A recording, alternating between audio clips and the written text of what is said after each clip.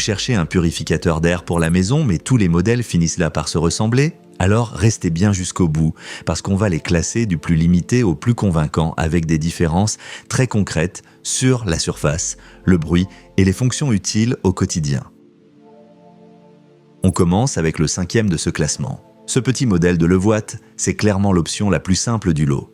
Il ne joue pas dans la même catégorie que les autres, et ce n'est pas un défaut en soi. Il faut juste savoir qu'ici, on parle d'un appareil pensé avant tout pour une petite chambre, un bureau ou un coin nuit, pas pour un salon.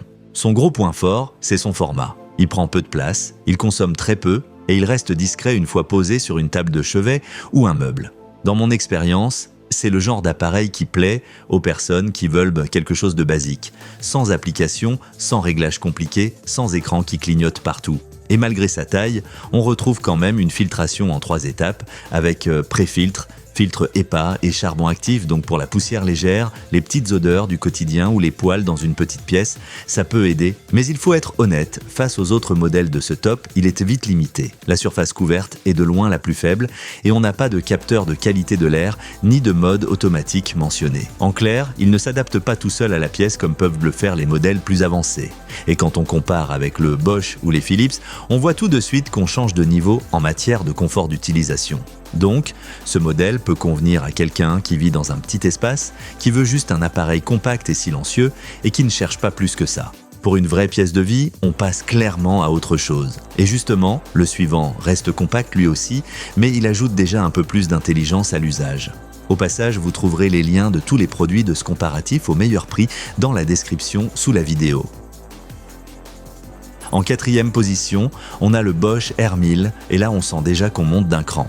Ce n'est toujours pas un modèle pour grande pièce, mais il apporte quelque chose que le précédent n'avait pas vraiment, une utilisation plus moderne, plus souple, plus rassurante au quotidien. Ce que j'aime bien ici, c'est qu'on garde un format compact, tout en ajoutant un mode automatique et un indicateur de qualité de l'air. Ça change beaucoup de choses. Au lieu de faire tourner l'appareil un peu au hasard, il peut réagir en fonction de l'air de la pièce. On a aussi une filtration 3 en 1 avec EPA et charbon actif, donc sur le papier, il fait le travail attendu pour un petit espace. Comparé au Levoit, il semble plus abouti, plus pratique et mieux adapté à une utilisation quotidienne un peu sérieuse.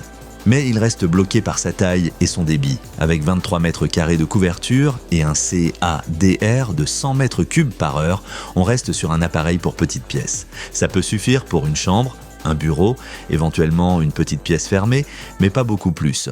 Face au Philips 900 ou au KNKA, on sent que la marge n'est pas énorme. Il fait proprement les bases, mais il ne change pas l'échelle du problème si vous avez un salon, une cuisine ouverte ou tout simplement une maison avec plusieurs zones à traiter. Je le conseillerais surtout à quelqu'un qui veut un appareil simple, compact, mais plus rassurant qu'un mini-modèle ultra basique. C'est un bon entre-deux pour une petite pièce sans aller jusqu'au modèle plus cher. Et maintenant, on va voir un purificateur qui commence vraiment à devenir intéressant pour beaucoup plus de foyers. Et si la vidéo vous aide à y voir plus clair, pensez à laisser un like et à vous abonner à la chaîne.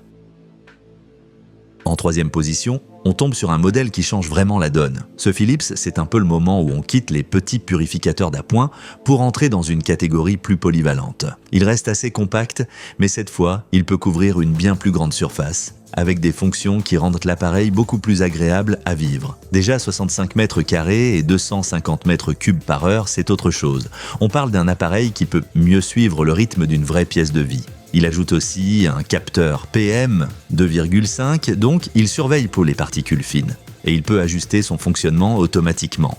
Et en plus, il est connecté, avec application mobile et compatibilité vocale. Pour beaucoup de gens, ça ne change pas la qualité de l'air elle-même, mais ça change la façon de l'utiliser. Vous pouvez vérifier l'état de l'air, adapter les réglages et garder un œil sur tout ça sans avoir à vous lever.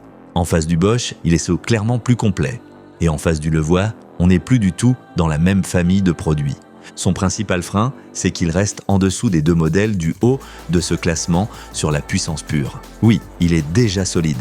Mais quand on le compare au KNKA ou surtout au gros Philips 4200, il ne joue pas sur la même capacité de traitement. Autre point, les données disponibles ne mentionnent pas de capteur de gaz, donc sur le suivi global de l'air, il est un peu moins complet que le meilleur modèle de ce top. Et même si le charbon actif est là, ceux qui veulent surtout lutter contre les odeurs marquées pourraient le trouver plus costaud ailleurs. Je le vois très bien pour une chambre parentale, un salon de taille moyenne ou un appartement où on veut un appareil moderne, silencieux et simple à piloter. C'est probablement l'un des choix les plus faciles à recommander pour un usage quotidien équilibré. Mais si vous voulez plus de débit et une filtration qui inspire encore plus confiance sur le papier, le suivant devient très intéressant. En deuxième position, on a le K-NKA, et ce qui le place aussi haut, et c'est surtout son rapport entre couverture, débit et équipement. Sur les chiffres, il est très bien placé. Il couvre plus large que le Philips 900, il annonce un CADR supérieur et il ajoute un filtre EPA H13 avec préfiltre lavable, ce qui parle tout de suite à ceux qui veulent quelque chose de plus sérieux sans forcément partir sur un modèle très cher. Concrètement, il coche beaucoup de cases utiles. Le préfiltre lavable, c'est pratique pour retenir les grosses particules et limiter un peu l'usure du filtre principal. Le EPA H13 rassure sur la filtration fine. Le charbon actif aide sur les odeurs du quotidien. Et il y a aussi un capteur de qualité de l'air avec mode automatique, donc on garde cette idée d'un appareil qui peut s'ajuster sans que vous soyez toujours derrière. Par rapport au Philips 9sense, il monte d'un cran sur la puissance annoncée et la couverture. Et pour une famille qui veut traiter une pièce de vie assez grande, ça commence à être beaucoup plus crédible. Mais il y a une réserve importante, et elle compte. Ce modèle est pénalisé par la qualité des informations disponibles. Les données sont moins solides, moins propres, moins faciles à vérifier que chez Philips ou Bosch. Certaines mentions varient selon les vendeurs et on n'a pas trouvé de fiche fabricant direct aussi rassurante que pour les grandes marques. Donc oui, sur le papier, il est très bien placé. Mais sur la confiance globale, il reste un petit cran en dessous du numéro 1 parce qu'un bon produit, ce n'est pas seulement des chiffres, c'est aussi la fiabilité de ce qu'on sait sur lui. Je le recommanderais à ceux qui veulent de bonnes performances théoriques, une couverture confortable et un équipement complet sans forcément viser une grande marque. C'est un modèle à regarder de près, surtout si le prix est intéressant.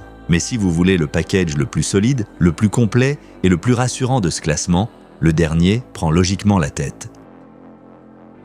Et on termine avec le numéro 1 de ce classement. Le grand Philips 4200 prend la première place assez nettement. Quand on regarde les données disponibles, c'est le modèle le plus complet, le plus puissant et le plus adapté aux grandes surfaces. Là, on n'est plus sur un purificateur d'appoint ou sur un appareil pour une seule pièce moyenne. On est sur quelque chose de beaucoup plus ambitieux. Ce qui le place devant les autres, c'est d'abord son débit de 600 mètres cubes par heure et sa couverture annoncée jusqu'à 156 mètres carrés. C'est énorme comparé aux autres modèles de la sélection. Mais ce n'est pas que ça. Il ajoute un système de filtration à 4 couches, des capteurs PM2,5 et gaz, une application pour le pilotage et un niveau sonore minimal annoncé à 15 décibels. Donc en pratique, il combine 3 choses qu'on cherche souvent en même temps mais qu'on n'obtient pas toujours ensemble. De la puissance, du suivi intelligent et du confort sonore. Face au K-NKA, il inspire plus confiance sur la documentation et sur la cohérence globale du produit. Face au Philips 9sense, il va beaucoup plus loin sur la taille de pièce et le débit. Et face aux 2 petits modèles du bas, on change carrément de dimension. Évidemment, il n'est pas parfait. Le prix est généralement plus élevé et le remplacement recommandé du filtre EPA au bout de 12 mois peut peser sur le coût d'usage. Donc ce n'est pas forcément le bon choix pour tout le monde. Si vous cherchez juste un petit appareil pour une chambre, ce serait comme acheter un grand break familial pour faire uniquement 500 mètres en ville. Ça marche, mais ce n'est pas l'idée. Ce modèle a du sens, surtout si vous voulez traiter un grand espace ou si vous voulez acheter une fois et être tranquille plus longtemps sur les performances. C'est le modèle que je conseillerais en priorité aux foyers qui ont une grande pièce de vie, des besoins sérieux sur les particules et les odeurs, ou tout simplement l'envie d'avoir le purificateur le plus complet de cette sélection. Et si vous hésitez encore, regardez surtout les produits en tête de classement, parce que c'est là que l'écart devient vraiment intéressant. Allez jeter un œil aux meilleurs modèles avec les liens dans la description sous la vidéo, surtout si vous voulez comparer les prix du moment. Et si ce classement vous a été utile, pensez à liker la vidéo et à vous abonner à la chaîne.